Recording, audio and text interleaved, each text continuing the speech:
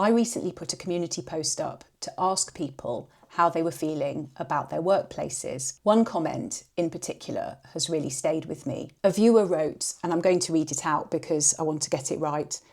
I came from a hostile workplace.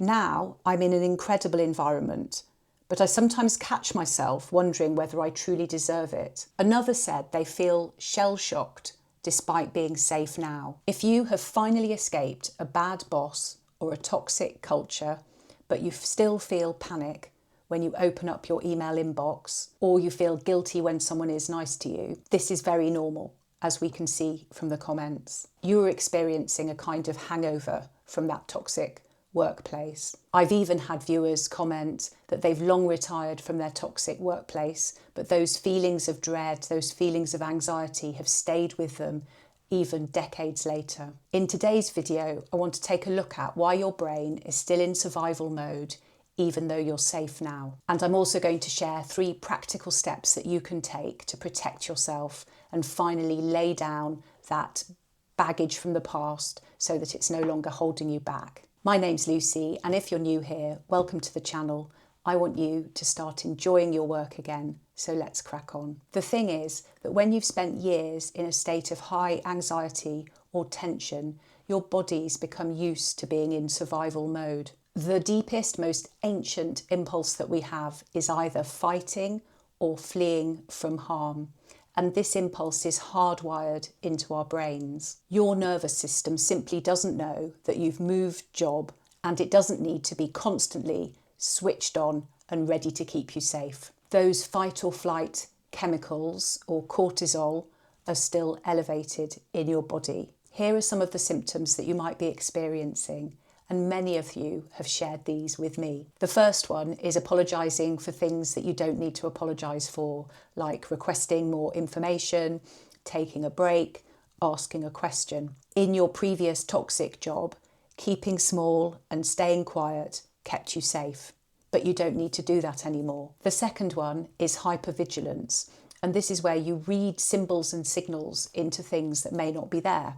A good example of this is when your new boss asks you if you've got a minute for a quick chat, and you immediately go to the most negative thing that they could want to talk to you about. You immediately think, oh my goodness, what have I done? You immediately ask yourself, who's mad at me? Who's cross with me? But actually, it might be as simple as they just want to see how you're getting on.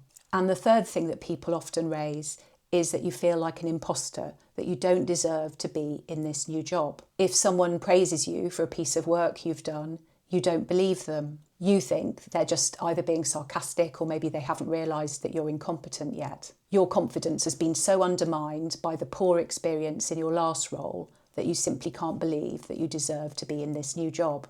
If you recognise any of this, take a breath, know that you're not alone. All of these examples come from comments to my other videos. And please know that there's nothing wrong with you. You're just recuperating from the past, and here are some ways that you can start to fix it. Step 1, when you feel panic, ask yourself, am I in danger or am I remembering danger? For example, when that email comes in from your boss asking for a quick catch-up, pause, listen to the story that your brain is telling you. For example, it could be something like, my boss wants to see me, they're bound to want to fire me. That's the story that your brain is telling you. Now, take a look at the actual evidence. Is there any evidence that you're in trouble? Or could the new boss simply want to see how you're getting on in the new role? Now, ask yourself another question. What else could be true? Could it be that they want your opinion?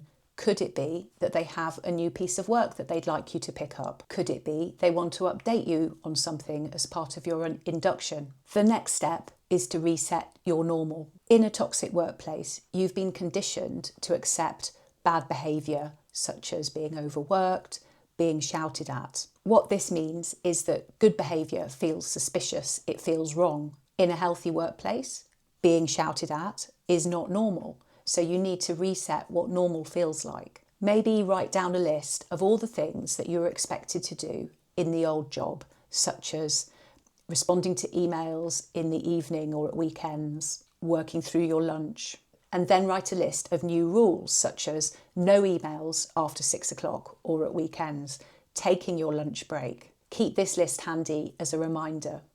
And the third step is to rebuild trust. And this can't be done immediately. Because of what you've been through, it's going to be super hard to trust people again. Trust is hard to rebuild, so build it slowly. Don't aim to trust everybody 100% immediately. Take small steps. An example is pick a small issue to share with a colleague, such as something you've not properly understood or not knowing the answer to a question. If they respond with kindness and understanding, then take that as a sign that you can be safe here and build from there. Remember, healing from a toxic job isn't just about getting over it. It's about retraining your nervous system to believe that you are safe. Be patient with yourself. You are undoing years of conditioning. But there is another side to this coin. What happens if you've been promoted and now you are the manager? The biggest fear for many of us is, what if I accidentally become the toxic boss that I hated? Especially if you are now managing people that used to be your friends. That is exactly what I'm going to be covering in next week's video. I'm going to share how to transition from friend to boss without losing your empathy or your friendships. Make sure you're subscribed so you don't miss that one when it goes live. In the meantime, check out this video where I share my own attempts to break the cycle of bullying in the workplace.